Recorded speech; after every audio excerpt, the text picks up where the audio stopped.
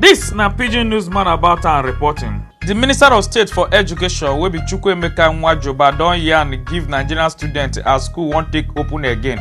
In contact we say they don't check the response of 78 university as some of them are private university wey don yarn say they dey ready to open. Say but for the state university them say na 50-50 but they go work hard to make sure say all the school they go open again. The National Agency for Food and Drug Administration and Control don warn against people wey dey use the Malaysian banned cosmetics wey be Sifukuya Day Cream, Sifukuya Night Cream and JJ Skincare Glow White Night Cream.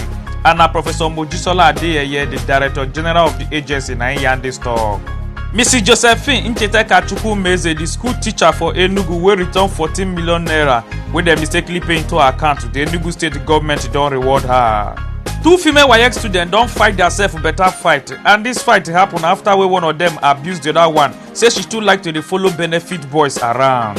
One major loyalist of Governor Baseki of Edo State and the chairman of People Democratic Party Onwa East Council for Edo State wey be Mr. Andrew Osigwe don escape death after some gunmen burst enter inside the house come dey shoot gun anyhow, and on Tuesday this one happen. One serial killer wey get juju as Amotekun security corps follow Ekoloba to go arrest the killer after wey Ekoloba dey carry their AK-47 to shoot the man but the gun no enter. Na so Amotekun oga dey come do some incantation for Ile-Ife, na so they come shoot the man, he come enter. The Nigeria Hydrological Service Agency don predict say some Nigerian states go get plenty flood from September 6th, say because the middle Niger and the river Niger don full already. Social media don blow hot as Insta block Naija handle wey get about 2.8 followers wey some people like and some people not like dem say because they dey carry fake news and bad news. As one woman wey be Moji Delano mistakenly go live on Instagram on Tuesday morning and people come dey yarn say na the face wey dey behind Insta block na im be that. Ekoloba don shoot one 19-year-old boy wey be Lede Shikote for inside Kedere community, Gokana local government area, Rivers State.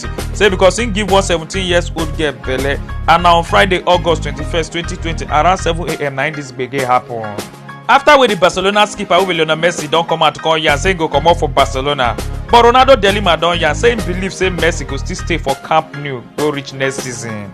The wife of US President wey be Melania Trump don dey provoke the paraya and give Ivanka Trump wey be President Trump daughter and senior adviser after wey she try to spoil Melania Trump name for inside White House gbege for the new book wey dey review. This na Pidgin News Network with the yarn Pidgin English and I'm here na dey yarn, so make una get ogbonge day.